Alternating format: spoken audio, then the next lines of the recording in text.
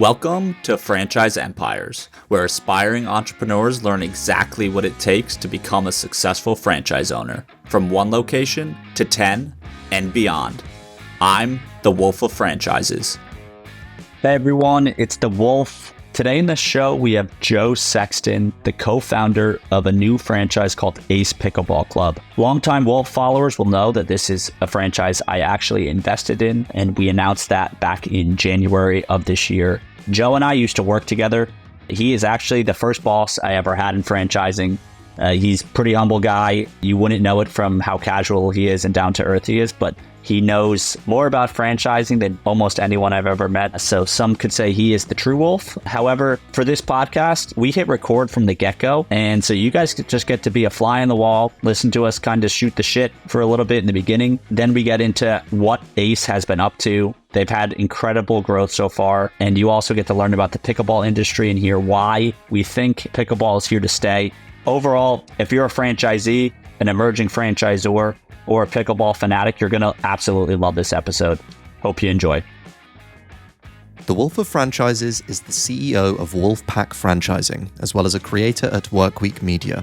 All opinions expressed by the Wolf and podcast guests are solely their own opinions and do not reflect the opinion of Wolfpack Franchising or Workweek. This podcast is for informational purposes only and should not be relied upon as a basis for investment decisions. The Wolf, Workweek, and Wolfpack Franchising may maintain positions in the franchises discussed on this podcast. How's it going, man? You guys, I saw your Instagram post yesterday with Ace. You guys just sold NJ? Yeah, New Jersey, man. We already had one coming to the east side of Philly in Voorhees, and then we've got three new ones that just came on board. So looking at Monmouth County and then really up in Union and Bergen as well. Really basically everything from Bergen down to Monmouth. Nice. And that's one franchisee? Yeah. Or is it separate franchisee that owns Voorhees. That guy, Eric Danber, he was a big Papa John's guy, and then he sold out there. He's now, I think he has 60 or 70 hand and stone massages, and he's developing that one in Voorhees because it's in his backyard, and then he's doing another 12 down in Orlando. But yeah, this new group, they're great group, and yeah, going to develop 3 on their own. Wow. And wait, is the new group a multi-unit franchisee too? No, one of the partners, Scott, has owned many businesses in his career. I couldn't even list them out for you. Then James is really going to be more of the operator, but he's wouldn't say corporate refugee. He's staying in the game there, but big pickleball enthusiast. So it's a good marriage of an entrepreneur and somebody who lives and breathes pickleball every day. So it's a good group. Nice. Damn, that, 70 hand-in stones. That's serious stuff right there. How long's he been in that system? Not that long, to be honest. I think since maybe like 17, 18. Wow. He goes really fast. I think he's building another 20 or 30 right now too. Holy crap.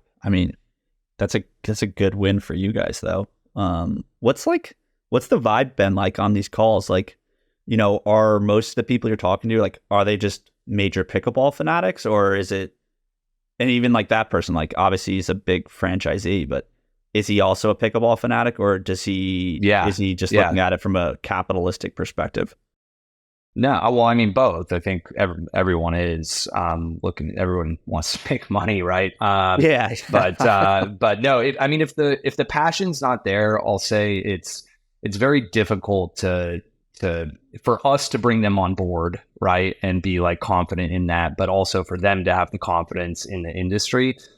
But it's funny, you see, you'll have a conversation with somebody where they've never played and they're really skeptical, and we'll tell them hey, just get out and play a little bit. We don't hear from them for a while. They'll come back in 3 months and be like, oh my God, I played my first time 6 weeks ago. Now I'm playing 3 times a week. I've got my Wednesday night leagues that I play in. And it happens really, really fast where they go from skeptics to all in, right? And that's sort of the power of the sport. Yeah, no, it's definitely happened with me. I'm just Like I played in the league on Saturday. Like I drove 30 minutes with my brother to play to get your asses whooped by senior citizens. I will say, for folks listening, I mean, yeah, like I was pretty cocky. My brother had played before. This is my first time playing like actual doubles, and yeah, we were on some app. Are you guys on it? It's called Court Reserve. Like it's national. Anyway, no, that's like a back end software system. We have our own. Yeah. So nice. Yeah, that's good. That's what I would have hoped. Your answer would have been because Court Reserve is a painful experience. But anyway, it did work. I did get to book at an open court and like it's really a tennis club, but they kind of like made a few pickleball courts. But anyway, I always wanted to pick the advanced level, and my brother's like, no, like we should do like it was like tier 4 out of 5, so we were like close to advanced. But I was like, hey man, like I was a Division 1 athlete, like what are we doing? Like we're gonna whoop them anyway. And he's like, yeah, you just trust me. And I was like, all right. It was getting to the point where like I was gonna get in an argument, so I was like, fine, like I'll just listen to you on this time. And yeah, I won the first game with my partner, who I found out after the fact was like very, very good. And I thought it was because of me that we won, but I didn't win a single game the rest of the time. 2 hours, I won one game. So every game I lost, I had to sit out. And I was furious. It was crazy. You get humbled really quickly with pickleball, especially in doubles. Yeah. I will say with singles, it's a little bit different. Like with singles, pure athleticism can win out, right? Like if you take somebody that's been playing for a couple years, but you're 20 years younger, 30 years younger, more nimble, faster, quicker, all those things, then you can go and compete on a singles level, but you are going to get your ass handed to you in doubles, right? That is what's going to happen. Yeah. And I mean, this isn't disrespectful to the people. It's just like, most of them a lot older, like 50s, 60s, not in good shape, like visibly, just you could tell, a bit overweight, but they were destroying me. And, it got to the point where I think the partners I were playing with were like, they were trying to avoid getting stuck with me on the pairings because I was like, this guy has no idea what he's doing. And luckily, like the third to last game, I got paired with this guy, John, who's like super cool dude, 63. And he puts his arm around me. He's like, kid, I get it. You can move faster than us. But he's like, you do not know where you need to be in the court. So like mid game, he's coaching me on every play. He's like, hey, like this is what you do in that scenario. And I feel like I elevated my game. And like, we lost that game, of course, too, because of me. But after that, I got a lot better because like just knowing where to be is so key. But anyway, just shows how fun this sport is because like it's so much more strategic than I ever would have guessed on the double side. Yeah, and look, that it makes it really aspirational too, right? Like I talked about it being humbling, but that also makes you like, if you ever had an athletic career at any time, right? It makes you want to get back out there and get better. And now you're going to be open to taking advice from John, right? Because you just got humbled and now you are going to get better. And the next time you go out, whatever tips he gave you, if you put those into practice, you're going to feel yourself getting better. And then, you know what I mean? It's just, it's self-perpetuating. 100%. Yeah. It's like, I am so fired up the next time I can play to like, actually, now that I somewhat know what I'm doing, I think. So yeah, there's definitely a learning curve so folks out there, athleticism will not win, in doubles, at least not in the early days. Yeah, exactly. Well, back to the franchise though. So wait, you got Philly. You just said 3 in Jersey, but how many total units have you sold or awarded? As of today, we're at 56. Just in the pipeline. I mean, in a couple of weeks we'll push over 70. But yeah, right now today we're at 56, and I think it's across 14 states. Okay, cool. And roughly, or if you have exact, that would be cool too. Like how many franchisees make up that 56 units? I think it's 16. So we've got a good mix of we've got a good mix. And look, what we do is atypical in franchising, right? We're not trying to sell the world to a group just to say that we sold the world, right? Like if I came to you and and you were interested in New Jersey, and you're like, well, I want to do 25 of them, but I only want to pay for 2 because there's too much risk. And be like, well, then you can have 2, right? So for us, we don't discount multi-units. The reason we do it that way is we want everyone to think long and hard about their commitment, right? And we only want people getting into a development agreement that will actually be fulfilled, right? From a capital standpoint, from an operational capacity standpoint. So, all that to say, we have a good mix of some single units, some 2-unit deals, some 3 units. We've got a 5, we've got a 12, right? So we've got the bigger players that have come in, and we have a lot of confidence that they're going to go out there and actually fulfill their development agreement. And then if you're a little bit newer, or maybe you've owned a franchise, but you haven't gone up to that scale, we say, look, let's do 2 or 3 because we're going to charge you a fee for each one anyways. You don't want that risk. We don't want the risk of of these territories sitting out there undeveloped for years and years. And so it creates an alignment, right, between us and the franchisees. Yeah. No, it's a good mix. Like, meaning, it always worries me when I see emerging franchises and, they got 100 units sold, but, they've got a couple franchisees, but like a 25 unit development territory. Like, even for your, 70 location Hand and Stone franchisee who bought in, like, even 25 units, I'm like that would still take a person of that caliber. And I'm going to guess he's got a ton of capital to deploy if he wanted to, that like it would still take them, I'm going to say minimum 5 years, but like probably longer if we're being honest.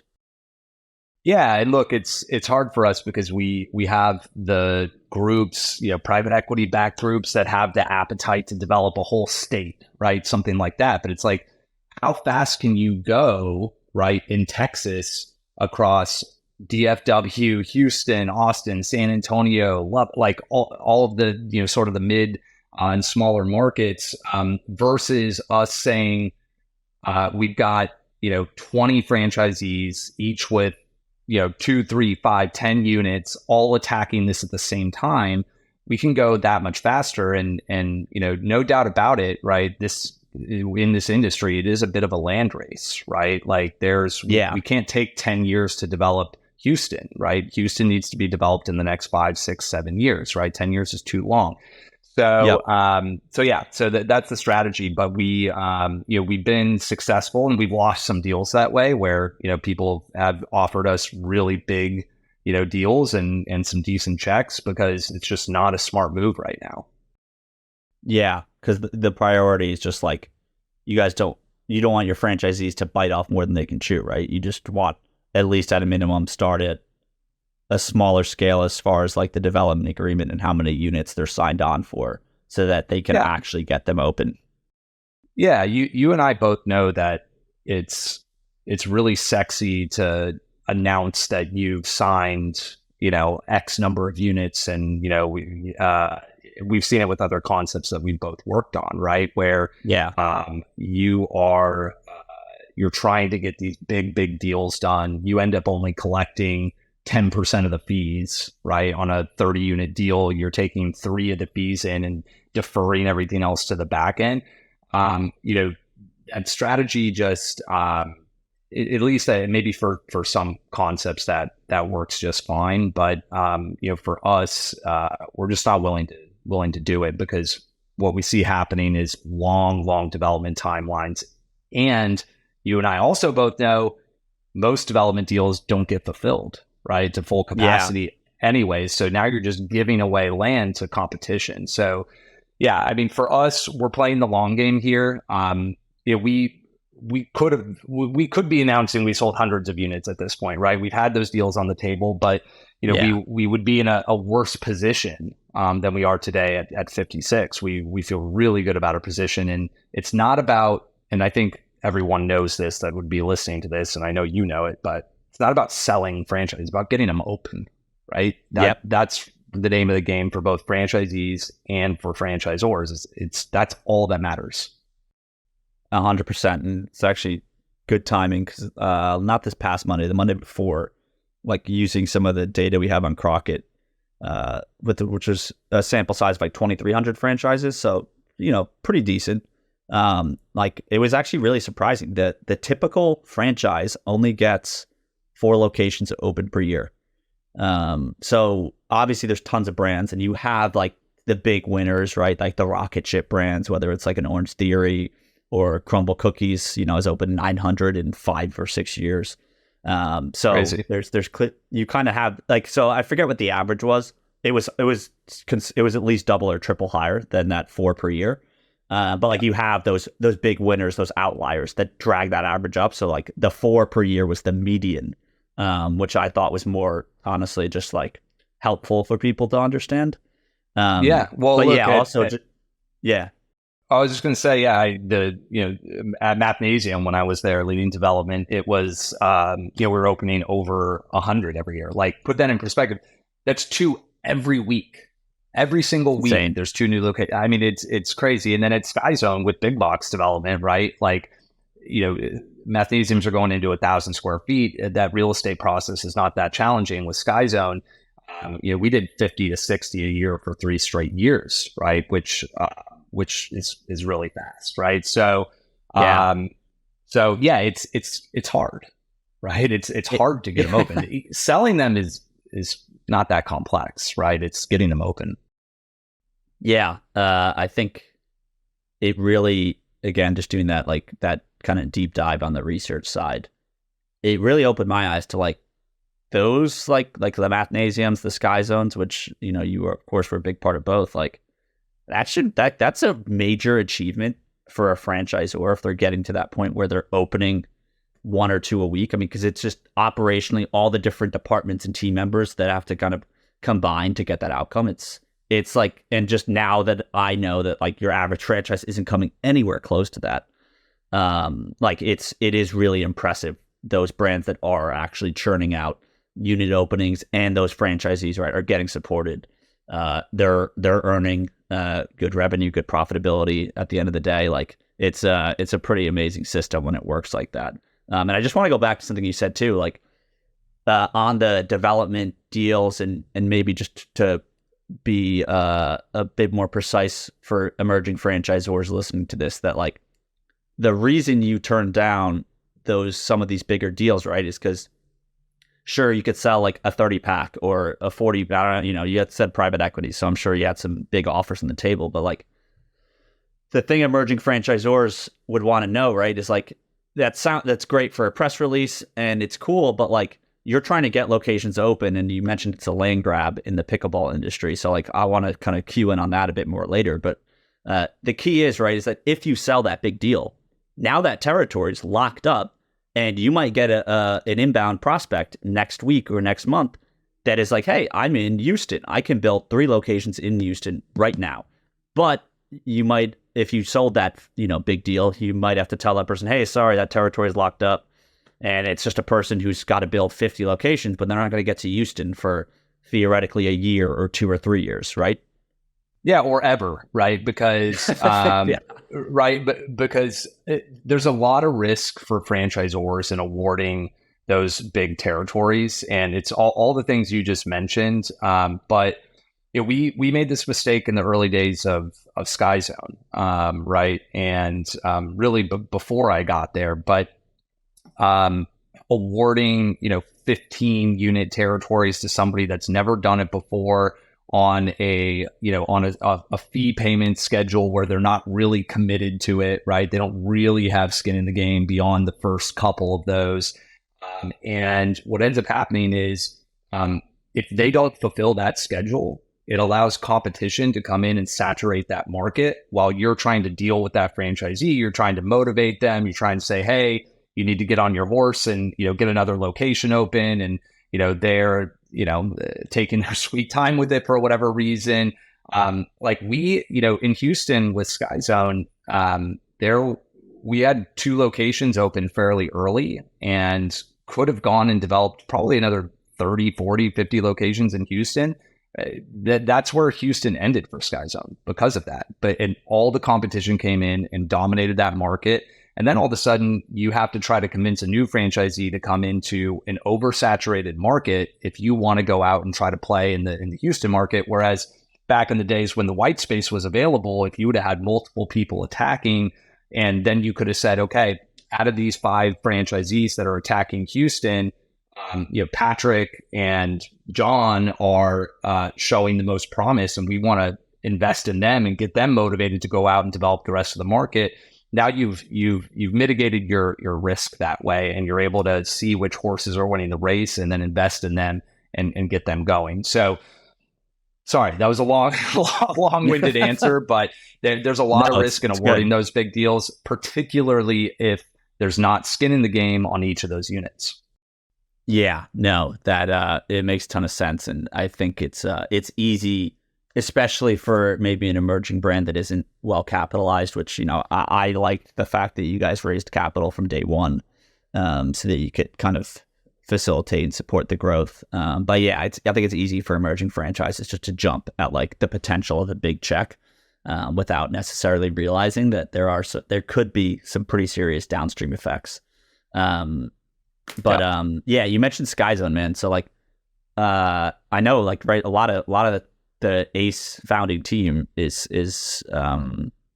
you guys met each other all at Sky Zone. So like, I know you can't really talk too much about it in the sense of just so listeners know, Sky Zone was acquired for over 9 figures. So very fantastic outcome for a franchise. But yeah, what's it kind of been like, I guess, starting from day zero with Ace, with some of your old kind of colleagues at Sky Zone? I guess just to provide more context on that question, day zero right at Ace versus, I don't know, I know you and Jay's the CEO for folks listening, but just you guys probably all came in at various points at Sky Zone, but now it's like, all right, we have to like really build this thing from scratch. Versus, again, Sky Zone was probably a little bit more developed when you all came together. Yeah, and just to point out the exit with Sky Zone, I don't know what that value was, so I don't know where you got that number. Maybe you dug it up somewhere. There is press out there. Yes, but I assume noted. I assume that's where it came from. But so.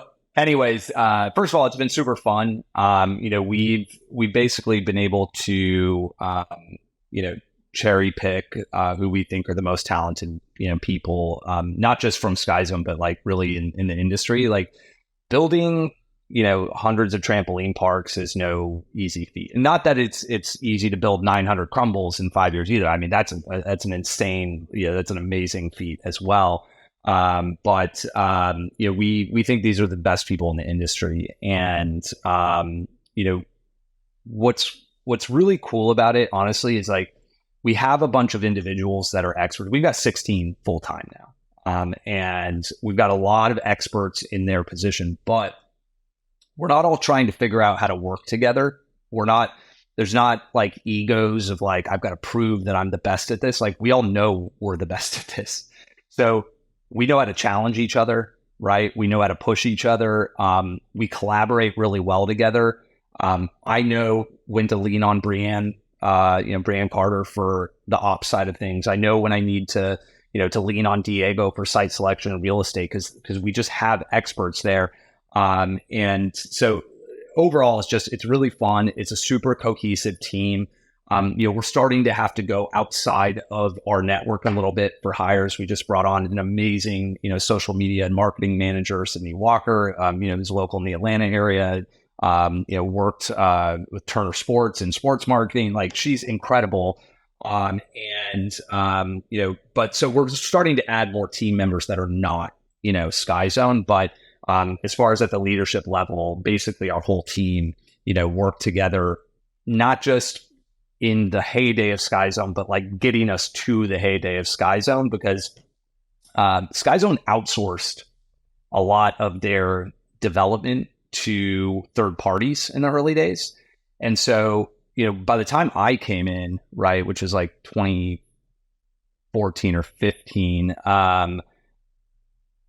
there was, I think, 100 units sold and maybe like half of them were open, something like that, but they had almost no like internal systems and framework. And so like Vincent Barrios on our team, our chief development officer, was brought in to like project manage and develop the internal systems for developing a trampoline park from lease signing through to opening. Jay was brought in on the white space analysis and site selection side. There were no processes there. Franchisees were basically given like, hey, go find a local broker in your market that, that knows big box retail, if you can even find that person. And, best of luck, bring us a lease when it's signed. Jay built all of the internal systems that allowed us to get 50, 60 leases signed in a year and go out and develop those. So we were all part of building the systems while that train was already moving.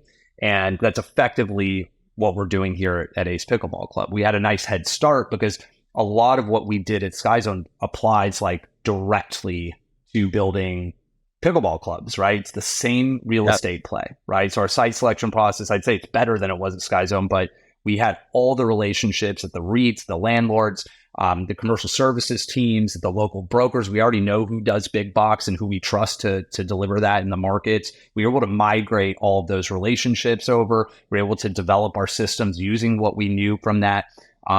Same thing on the design side, right? Like Todd Rowland was doing the design at SkyZone. He's now our designer, and we're working through the same challenges that we were at trampoline parks. It's column spacing, ceiling heights, right? Managing flow through while also maximizing revenue generating space.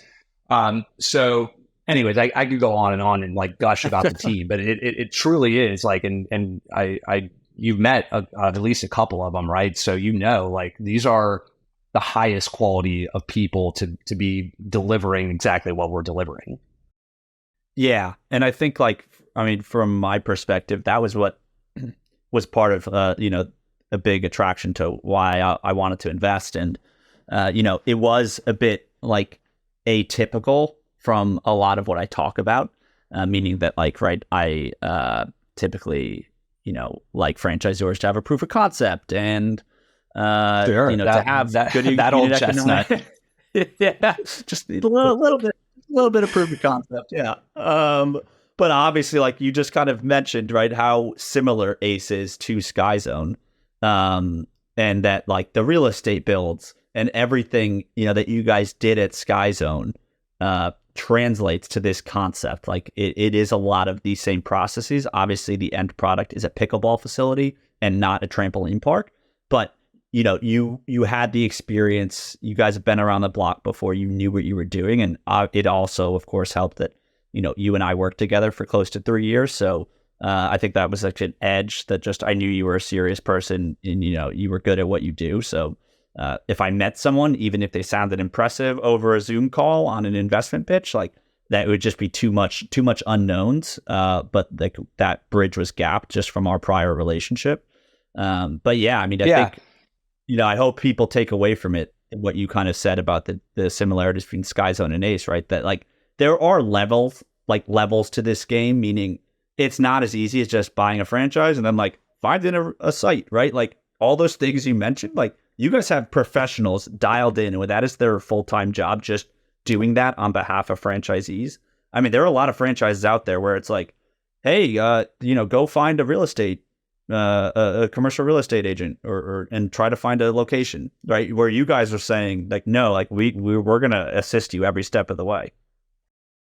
Yeah. We have to, right? Like big box retail is a different animal than everything. Now you need the right broker, you need the right commercial services teams, which most people don't have. Even mature franchises don't necessarily have that at their disposal. The relationships, right? Diego's getting into, into closed door meetings with some of the highest profile landlords and REITs. And, Diego's on a panel, I believe today or tomorrow. The other, two brands sitting on the panel are Costco and maybe Walmart. I think it's Costco and Walmart. They're heads of real estate, and Diego, head of real estate at Ace Pickleball Club. And that's not because everybody knows about Ace Pickleball Club yet. It's because Diego has the relationships and he is a fountain of knowledge and expertise that they want on that panel, right? So that's just an example of the network. But I do want to touch on something, which is like, I don't want it to come across to you or anyone else that, we know 100% of everything we're doing and it's all dialed in. Like there are things that, we knew we didn't know, right? Going into the development of our first location in Roswell. And we had to learn along the way. Now, the good news is we had a tremendous foundation for it, right? I mean, I would say 80% of it we nailed. And then there was 20% of we'd never actually laid down pickleball courts before. So there were some learnings there, right? That we're now adjusting and, creating efficiencies and cost savings, right? For franchisees onto number two. And, this is, Jay's favorite line. If he was here, he would tell you this, but what we built in Roswell, look, we believe, and a lot of people tell us it's the best indoor pickleball facility in the country, right? That anyone's ever played in. We get very few negative comments. We do get some, right, about just noise, right? Like things that you would expect. Some things we fixed with a glare coming in from the window from the parking lot that we ended up, tinting that window and things of that nature. But all that's not to tout, what we built, because this will be the worst Ace Pickleball Club that you ever see.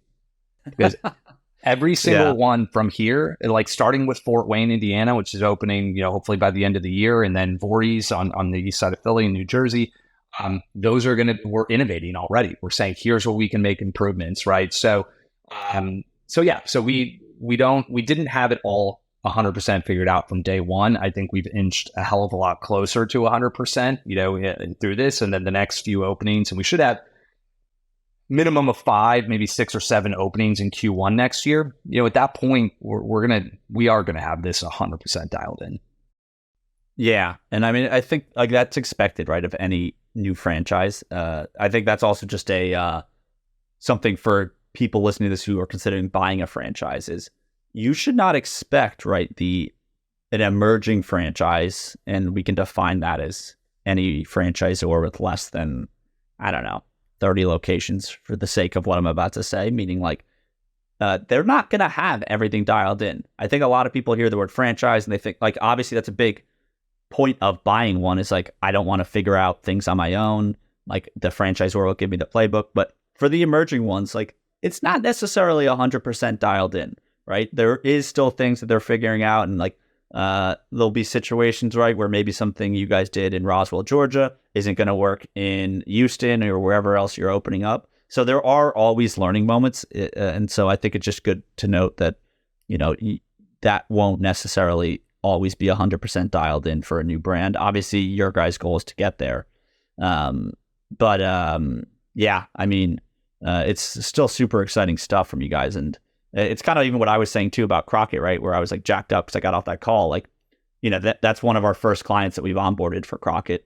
And I know our next onboarding now is going to be 500 times better because we've just learned so much from what we just found out from these users. So it's kind of the same thing for you guys. But anyway, I want to ask you more because you mentioned it's a land grab in the industry.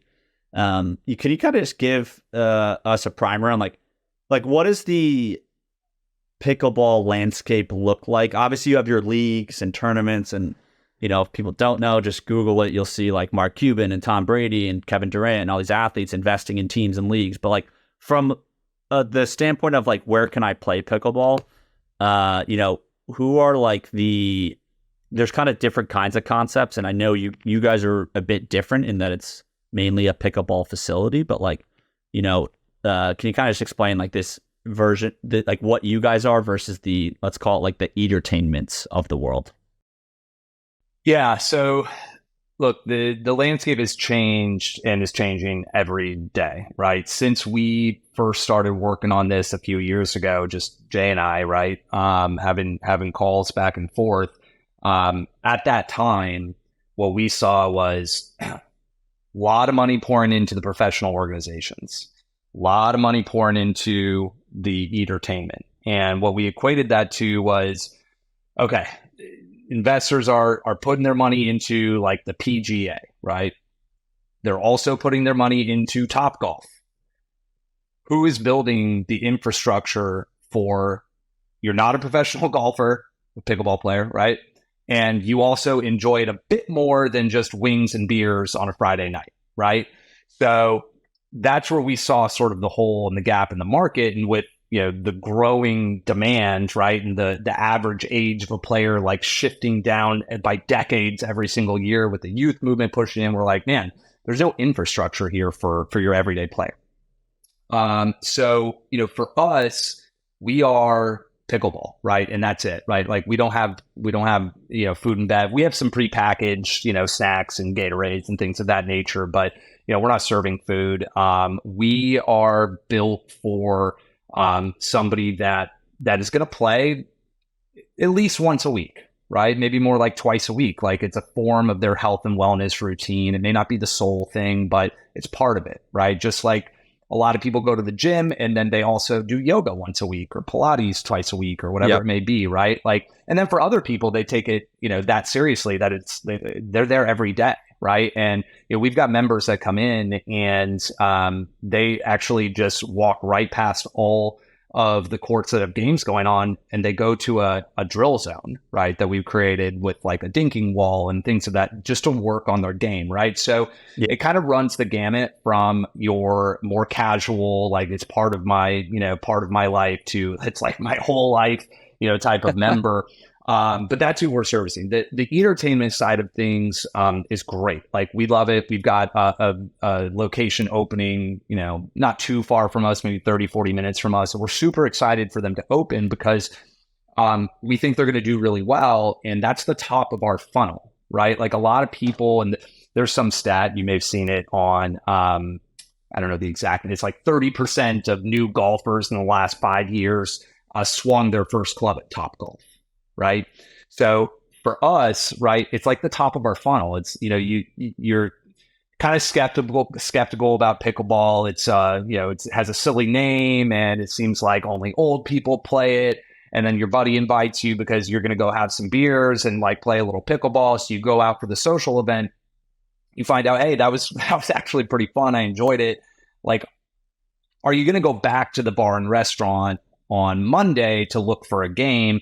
Probably not, right? So like, where are you going to go? There has to be a place, a community, right, that's welcoming, that you can go to and like meet some people and jump in a pickleball game without also buying wings and nachos, right? So that's where we go. So we love the entertainment. We think it's amazing. We think we support each other, right? Because our members are still going to want to go and have that social aspect, and we provide a social aspect too, but like the food and bev aspect in addition. We think there's like a really harmonious relationship there with the entertainment. Yeah, no, I completely agree. It's a really interesting Topgolf stat, but yeah, that is why. I mean, because I did get pitched at one point before. You mentioned that, hey, like I'm going all in on this pickleball idea. It was basically like a Topgolf equivalent, but pickleball. And yeah, just the build out was so expensive. I think it was like $10 million or something like that. Whereas your guys, I know, are a lot lower, like I think 10% of that. And yeah, it just like seemed like that was where the market was headed. And like, I am definitely, like I can see the demand for that, right? Because like I'm hooked on pickleball. Like I want to get better and play regularly. Like, in New York City might be a little tougher, but ideally find a spot where I can play a couple times a week because it's just fun too. And like it's a good enough workout where like I can, instead of like going for a run, I can play pickleball for 2 hours and like I feel great and it's a lot more fun than running. I just feel like it's a really awesome. It's just don't think I'm going to let you off the hook from your stance a couple of years ago when we first talked about it, buddy. Now you're gung ho on it. At that time, you're like, "Are you nuts? Pickleball? What are you even talking about?" Right? Did I say that? I don't even remember. From day one, I remember I was in an Uber going across the Brooklyn Bridge. I like remember this conversation because I was so hyped to tell you about it, and then you like basically like popped my balloon. Shit on it. Oh man, no, but it was good though. I mean, you challenged my thinking on it quite a bit, which was good at that stage. But no, you got on board obviously very quickly because we raised money pretty soon after, and you were on board because you hadn't studied it yet, right? But now, like, then you studied it, and then you got bullish on it, and now you're kind of at the space now where you actually want to play, right? You're you're an NCAA athlete, you played soccer, like now you're like sort of, I think after some resistance to right pickleball and joining this old person sport, right? Quote unquote. You've now sort of come around to like, I want to get better, right? Like, so you've had this evolution, which I think a lot of people are in some phase of that evolution right now. Yeah, absolutely. And like, once I did look into it, it's funny. I do not remember that conversation, but I pride myself on being more open-minded. But I guess, maybe you were supportive. You were supportive. You just you challenged me the right way. I was giving you a hard time. Yeah. All right. But yeah, like I remember when I looked into it, the average age, I think in like 2022, CNBC or someone did a big like report on pickleball, and like the average age who played dropped to like 38 or something. So that was eye-opening because, I did think it was, just an older person sport. And they were like, it's trending lower and lower. Yeah, that age just dropped again. I think it dropped to like, I don't know, low 30s or something, maybe even high 20s. I don't know the exact stat, but SFIA, which I can't remember what the acronym stands for. I think it's Sports Foundation something or other, did a study alongside Pickleheads, which is like a VC-backed, one of our tech partners out there, connects people that want to play pickleball together. And they did a study together that showed that the fastest growing age group was actually the 20-something age group by far. And then like followed by youth, like those are the fastest growing. The average age had moved down significantly. I can't remember if it was like late 20s or early 30s, something like that. But they also, in that, they did basically a supply and demand study, and they're projecting that over 25,000 pickleball courts need to be built in order to catch up with the demand, with basically almost $1 billion invested right into it in order to catch up with the growth curve. So we're only going to be a fraction of that, right? And a lot of those are going to be outdoors, et cetera, right? They're not going to be indoor. A lot of those are going to be publicly funded and, be in community parks and things, although that could be going by the wayside too due to noise complaints and disruptions. There's been cities that have shut down pickleball altogether due to the noise pollution. So, who knows where that's going. But yeah, all that to say, the trajectory, right, the growth going forward, like all signs point to this thing we're at the tip of the iceberg. Yeah, no, 100%. And I think even just when I was evaluating the investment too, right, I did like ask around, kind of even Google just pickleball courts, and like, the reality is the weather is actually a major factor. Like the fact that it's an indoor pickleball facility, that matters a lot, right? Like, I just moved out of Austin recently, like, way too hot in the summer. No shot you're playing pickleball. Even at 6 a.m., it's like 100 degrees there. It's miserable in the summer. So an indoor air-conditioned facility is a major deal. And now back in the Northeast, right, the winter, like if it's snowing or, it's been rainy for like 4 days straight, like very rainy, I haven't been able to play pickleball. And so, and then even like on the facility side, like there's the thing at the tennis club that I was playing at when I got my butt kicked, right? Like, it was a tennis club. It wasn't a pickleball facility. So like they kind of like, it wasn't bad, but there was honestly a lot of scenarios where we had to pause play because one of the other courts, like they're right stacked up on each other. The balls are like flowing into your court, and it does like actually impact the quality. Again, it was a rainy day. So like best case we could have done, but yeah. Yeah. I mean, look, just weather aside, you just pointed something out, like not all pickleball courts are created equal, right? Like the playing conditions are very poor in some cases, right? Meaning like you have, temporary courts, temporary lines, sort of painted over tennis lines, or in a basketball, like even if it's indoor in a basketball gym, not the right surfaces, no cushioning, right? That's one thing we get a lot of compliments are, for our cushion system that's underneath, especially for your older crowd. And even me, approaching 40 here very quickly, like my knees and back, after playing on an outdoor court versus our indoor surfaces, like I can play a lot more games without getting sore. Optimal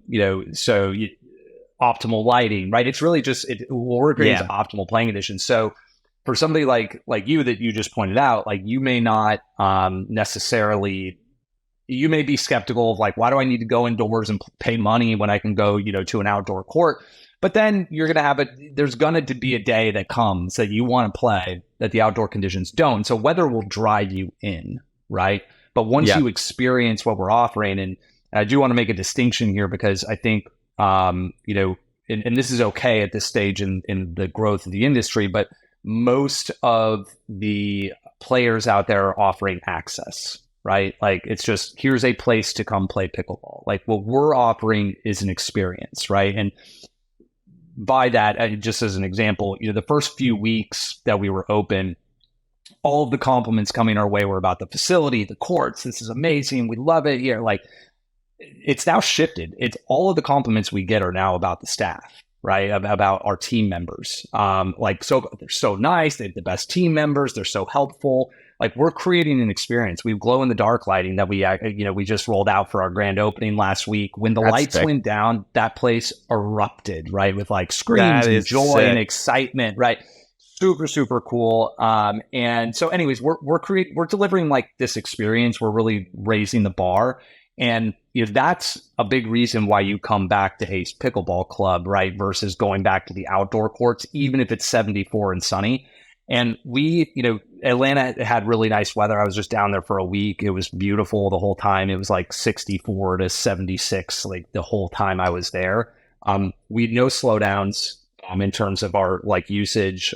We had a big membership sales week that week, even though the weather was super nice outside. So I think weather may drive people in initially, like some of the skeptics, but it's the experience that's going to keep people coming back. And then one last point. Sorry, I know this is a diatribe. No, yeah. Two last points. So reliability and consistency, right? Like, why do people run on the treadmill in Santa Monica, California? They're right next to the beach. There's a beautiful path to run on. The weather's amazing. If you go into the 24-hour fitness there, you will wait for a treadmill. Like, why is that, right? It's about routine. It's about consistency. It's about going back to the same place, finding parking, making your life easy and convenient. Right now, a lot of people are having to travel around to multiple outdoor courts, even though it's free. They're heading to the Wolf courts, and they're seeing that it's too busy, and now they're driving 10 minutes over to the other parks courts, and they're seeing like, oh, maybe I can get a game in here, or maybe they're popping to a third park before they can go. It's not reliable, it's not consistent, right? And weather plays into that too, right? In terms of like, if you want to, if your workout days are Tuesday and Thursday mornings, and it happens to be raining that week, you don't get your workout in, right? If you're just playing outdoors, but indoors, right? It's reliable, it's consistent, you can count on it. And the other piece is community, right? So there's a barrier to entry here. And we've been actually very pleasantly surprised by the number of brand new players that have come in and joined as members. We didn't really expect that. We thought it's really going to be the people that are already playing, right? And want this better experience. A lot of brand new players, because in order for them to go get in a game by themselves, like without us there, they have to show up to a park and basically like you're a kid on the playground and be like, hey, can I play with you? Like that is it's tough awkward thing for most it's scary adults. Yeah. For me, like I just wouldn't do it. Right. And like, so you're curious about pickleball, but like if you don't have a friend that takes you by the hand, like your brother maybe, and says, let's go play, right? Then, and I'll show you the ropes and you can use my paddle and all that stuff. Then you're sort of like on the outside looking in. We offer Pickleball 101 classes for free. And we say, look, come on in. We'll give you a paddle. We give you a ball. We give you an instructor. It's free. Part of our mission is to grow the game, to grow the sport, right? And organically, that will help us, right? Benefit us long run. But that is part of the mission is to grow this game, get more people involved, get more active. That's why we do it for free. But the conversions on those, we've been shocked by, right? Because they're coming in, they're having a great time. It's their first time. Now they feel like they're part of this community. Everyone's warm and welcoming. So anyways, let's I'll stop there. Yeah, that's fascinating, honestly, to hear. And it's awesome to hear that it is working and that you guys are growing the game already.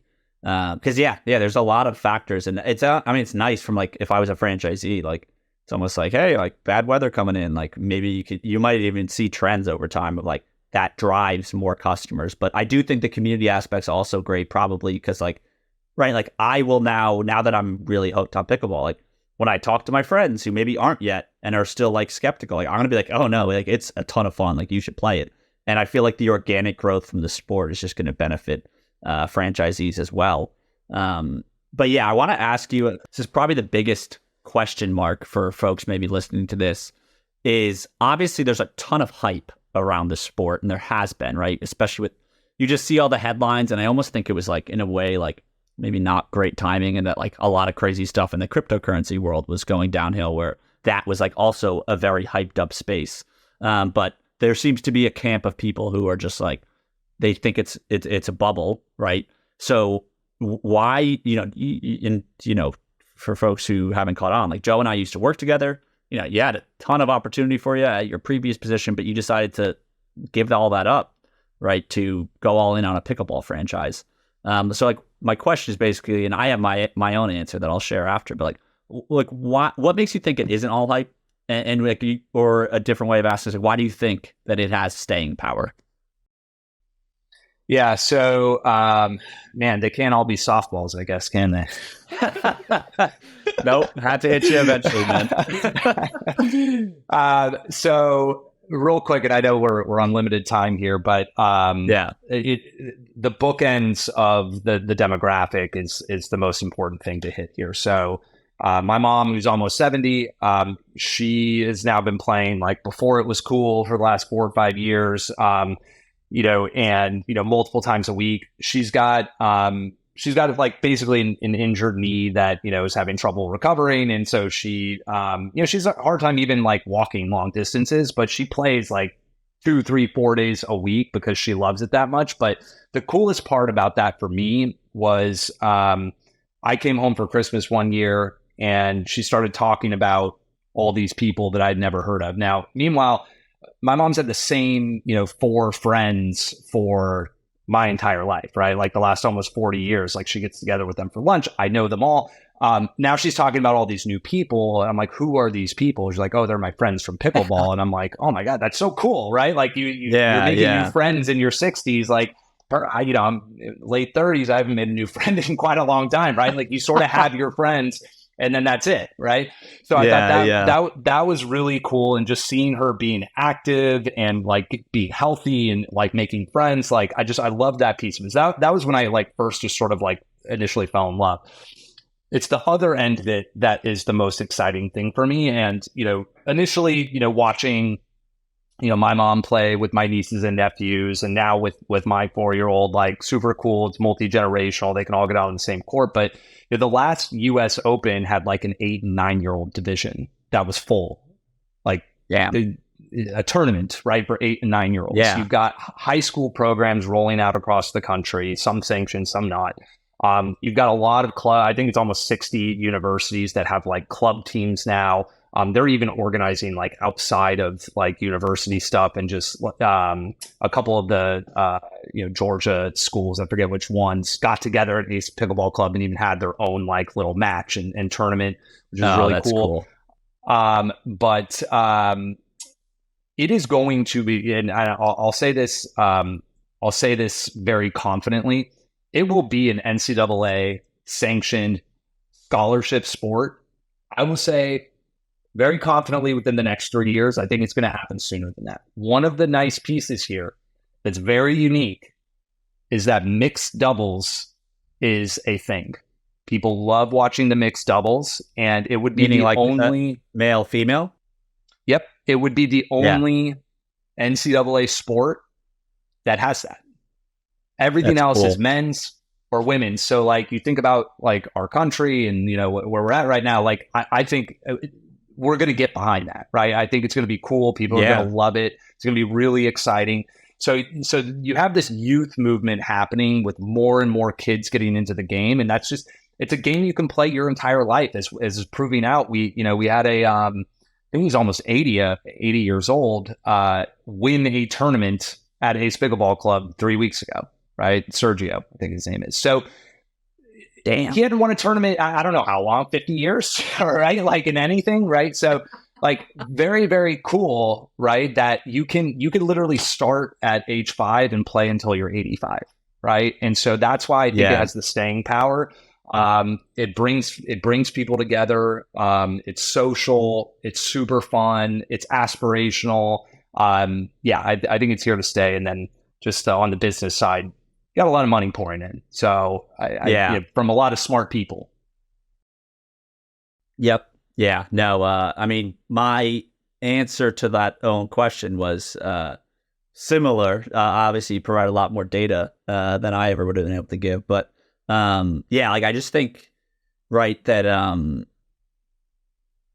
I don't think anyone's skeptical of the fact that, like, okay, yes, like older people, like they have fun playing it. I think, you covered like people in their 20s, like that's growing a lot. And then the youth movement even, and then the NCAA sports sanctioning that's very likely to come. Like those are all really compelling because then you kind of bridge the gap of every age group right there. And my general response is just going to be, which you obviously touched on, is like it's such a unique sport, right? That people of all shapes and sizes, right? Like you don't have to be in great shape to compete at a high level. Not to say that it doesn't get you in better shape, but like just right? You were a Division I volleyball player. I was a Division I soccer player. I'm not even 30 yet, and like I can already I can't step on the field with college players right now in soccer. I would get destroyed. Like it's just so hard to keep that level of fitness up. But pickleball, like the reason I'm getting so obsessed with it is because there's strategy in doubles that like is very fun to work through, and then also it's just like it's a way to compete like at potentially like a higher level again.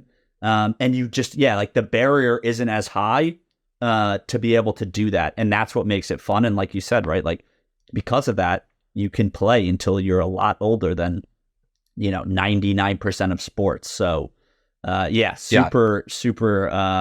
I think it's going to be here for a long time. I think we are just getting going. So it's cool to see too. That's like the position you guys have really kind of put your stake in the ground and just said like, hey, like we are the place where you play pickleball.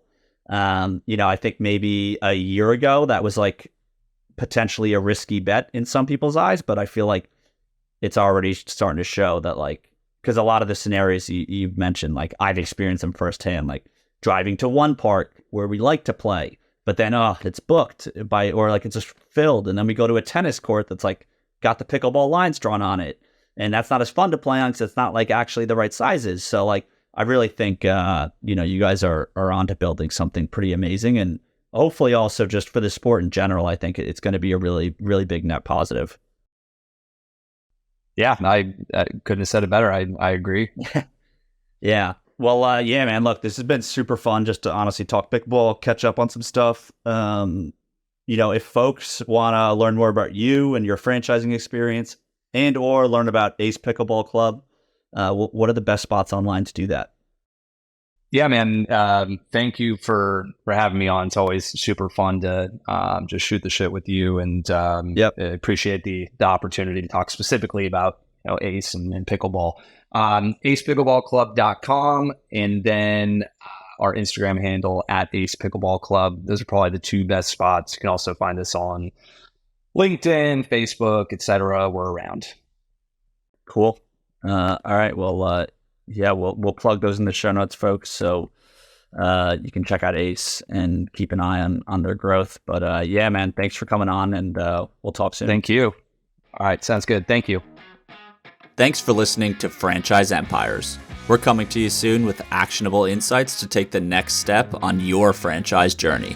So make sure to subscribe on Apple, Spotify, Google, or wherever you listen.